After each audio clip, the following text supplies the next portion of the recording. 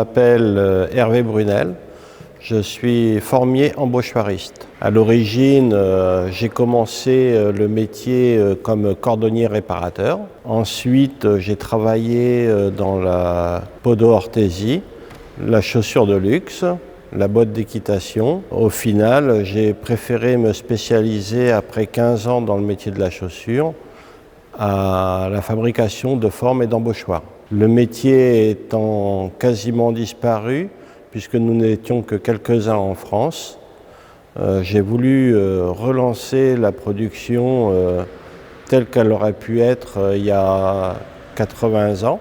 Et aujourd'hui, nous sommes deux à fabriquer de la forme et de l'embauchoir en France. Mon domaine d'exploitation, c'est maintenant le monde entier, puisque j'exporte quasiment 40% de mon travail à l'étranger. Beaucoup en Angleterre, au Japon et maintenant aux États-Unis. Je vais vous faire une démonstration, une partie de la démonstration de la fabrication d'un embauchoir de bottes de type vénerie. Je vous donnerai les informations nécessaires pour bien comprendre ce que je suis en train de faire.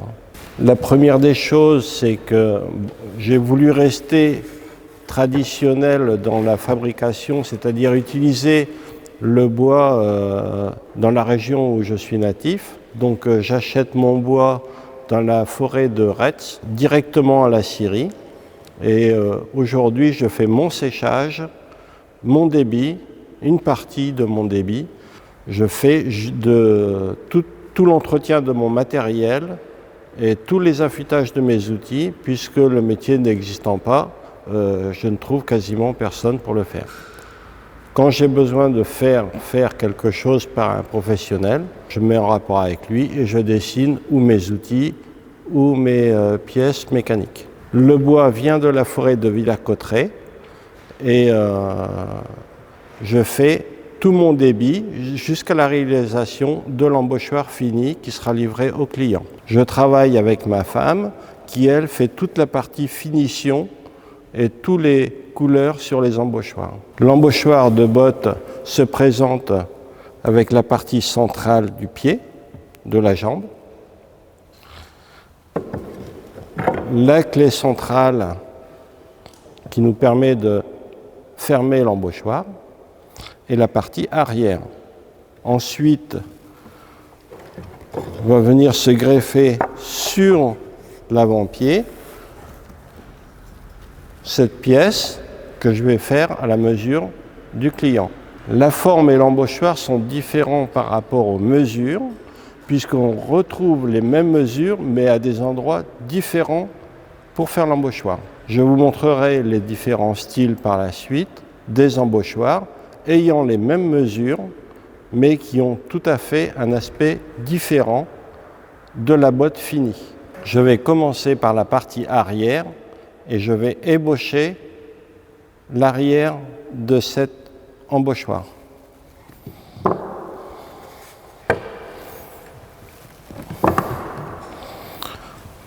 Au préalable, j'ai déterminé des mesures qui me sont nécessaires sur ma jambe, c'est-à-dire la partie du jarret, la partie du mollet, la partie que moi j'appelle passage et non entrée, puisque l'entrée est beaucoup plus basse pour moi, contrairement au bottier. D'entrée, quand on commence l'embauchoir, il faut déjà savoir ce que sera le produit fini. La partie avant de mon embauchoir est déjà bien avancée.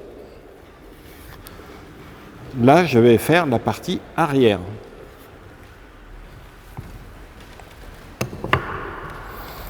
Je vais travailler avec cet outil que l'on appelle le parroir, qui est aussi l'outil des sabotiers.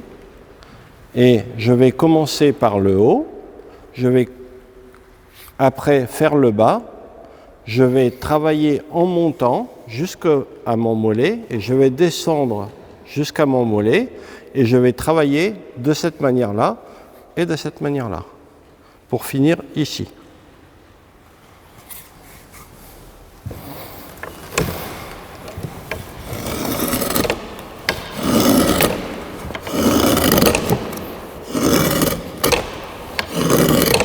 On peut utiliser plusieurs essences de bois.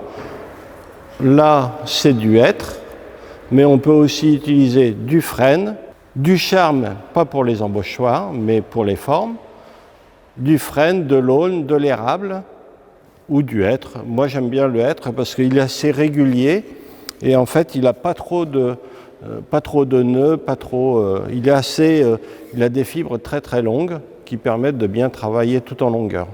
Le plus important quand on travaille aux parois, c'est de garder la position du mouvement, mais dans le poignet. C'est le poignet qui va indiquer à la lame la bonne inclinaison pour faire un copeau régulier. Le but étant de faire des copeaux très très longs, sans aucune bosse. Plus on aura de bosses et de trous, plus ce sera compliqué par la suite. On essaye de tirer au maximum en faisant des petits copeaux, comme ceci, très fins, et on va allonger le mouvement pour aller le plus loin possible.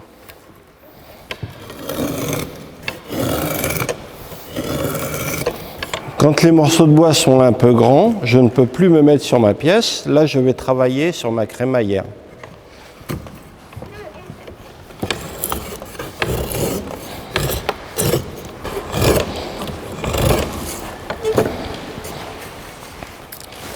Alors, de temps en temps, il faut remonter les 3 morceaux ensemble pour avoir un galbe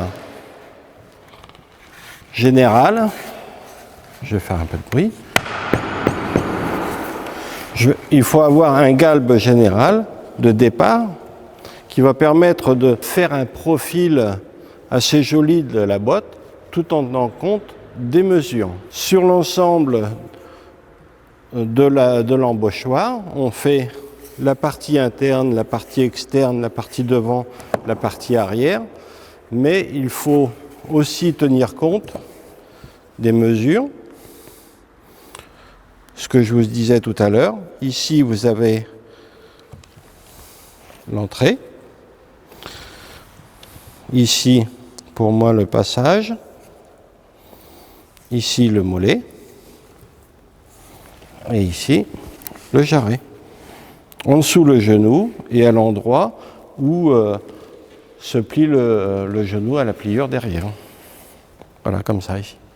Donc le galbe général de la botte doit être ce que veut réellement le client, tout en tenant compte des mesures de sa jambe.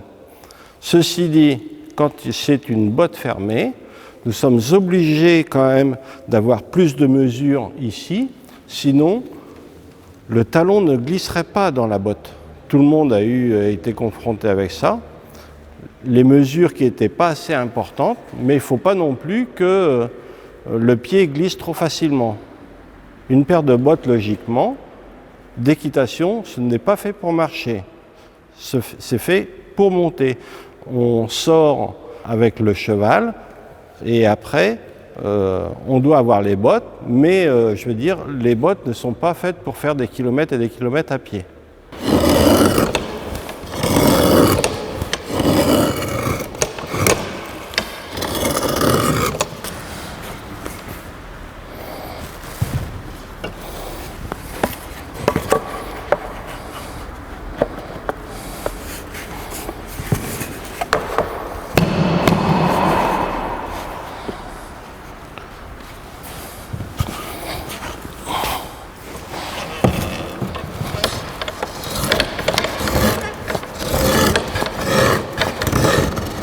Par rapport à ce que j'ai fait dès le départ, bon, j'ai carrément dégrossi. Maintenant, je vais venir travailler ici à l'étau pour pouvoir faire la jonction entre les 3 morceaux.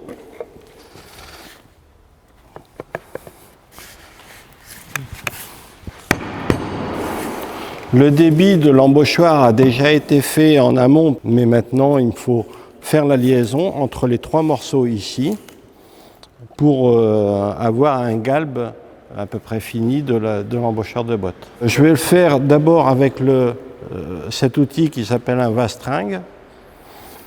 Et ensuite, je vais prendre une râpe, gros grain, une râpe un peu plus fine, Après, mon grattoir. Et après, je donne un coup de papier de verre. Logiquement, on peut tout faire à la main ici. Avec ça comme outil, j'en ai assez.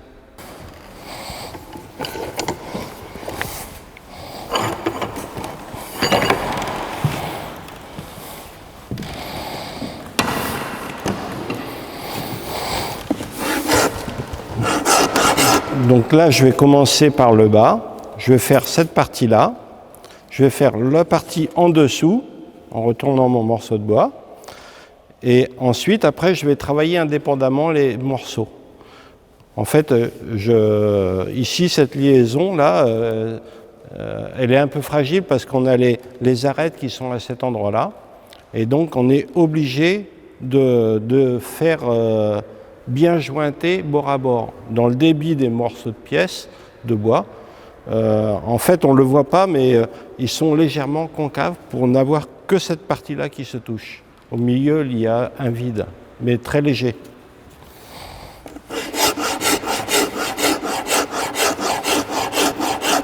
Alors, je regarde avant d'attaquer le vastringue, voir si j'ai pas de défaut dans le bois. Si j'ai des défauts, un petit nœud ou quoi que ce soit, je le laisse, ça fait partie du bois.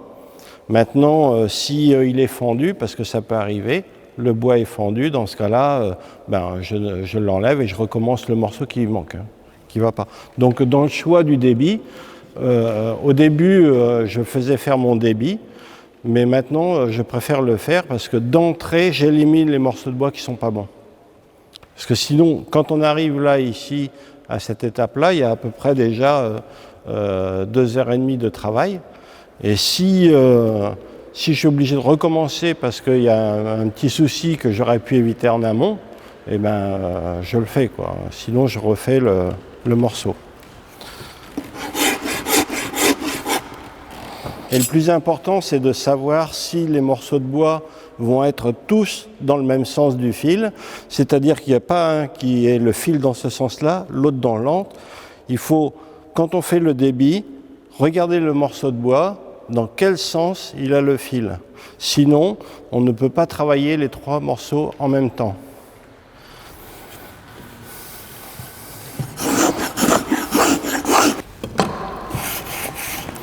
Voilà, j'ai fait la liaison entre mes 3 morceaux. Ici, je vais donner encore un petit coup de râpe. Et après, je vais reprendre les morceaux indépendamment pour donner de la ligne.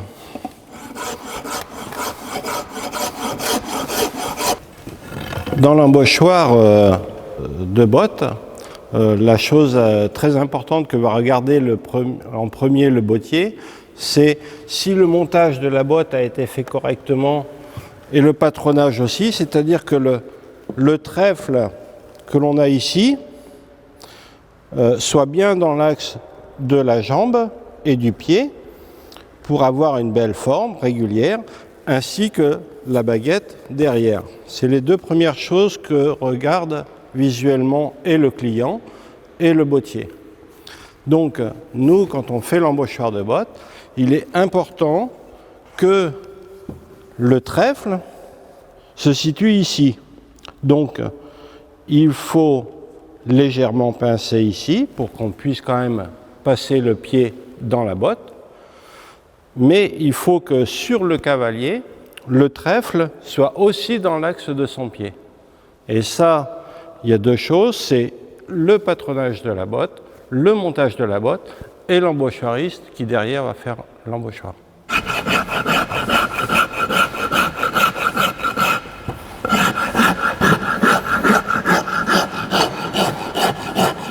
Là, en premier lieu, j'ai fait le galbe de la partie avant.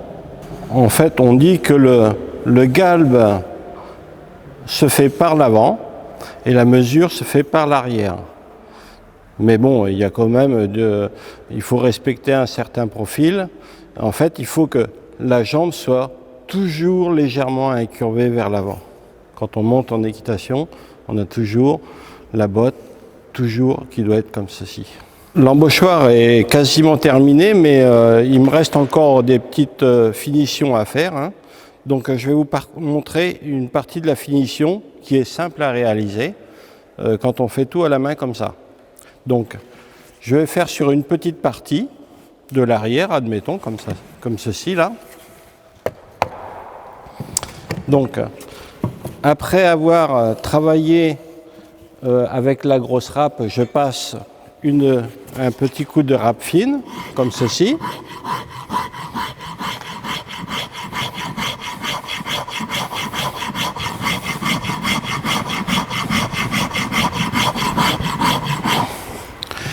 Ensuite, je prends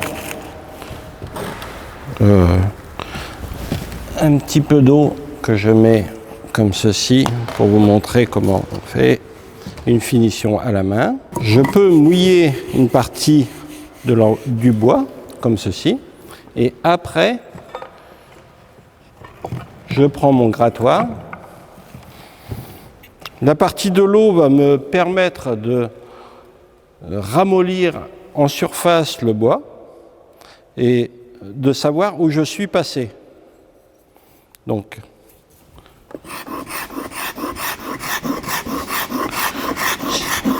là j'ai quasiment terminé et il me suffit simplement de passer un petit coup de papier de verre .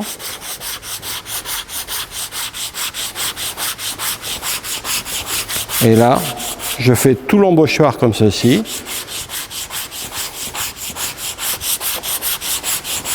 Et mon embauchoir est quasiment terminé. L'embauchoir de botte se compose de 3 morceaux plus le pied articulé. Se compose de la clé centrale, de la partie arrière et du pied articulé. Voilà.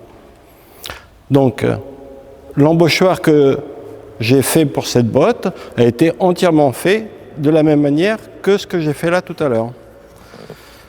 Donc, pour remettre dedans, on glisse la partie centrale, la partie avant avec le pied, la partie arrière et la clé centrale. Voilà. Quand la clé arrive dans le fond de la botte, on sait qu'on est à la mesure. L'embauchoir chaussure dit de voyage, c'est celui-ci. Donc, il est en hêtre. Maintenant, je fais d'autres essences à la demande du client. Il est évidé entièrement. Donc, c'est un travail que l'on appelle le travail à la volée. Et donc, c'est cette partie-là de creusage à la volée où on tourne l'embauchoir, mais autour des outils, et non pas l'inverse. L'embauchoir de voyage a été conçu, en fait, pour les gens qui partaient dans les colonies.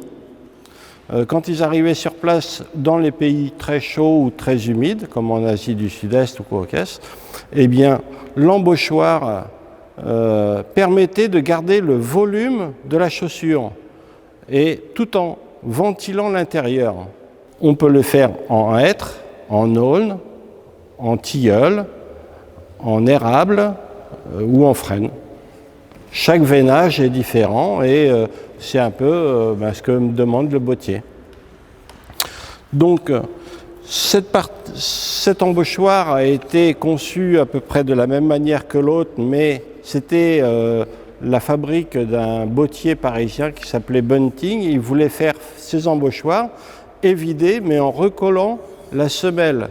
Donc on est obligé de découper la partie de la semelle, de creuser et de remettre.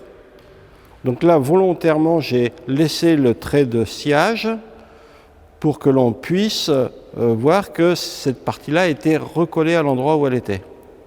Donc, mais par contre, à l'intérieur, on ne le voit pas là, mais il est évidé. Ensuite, il y a l'embauchoir chaussure 3 pièces qui se compose de la partie avant, évidée aussi, de la clé, comme l'autre. Donc là, je suis obligé de faire des petites clés. Et ensuite, la partie du talon, de l'emboîtage. Voilà.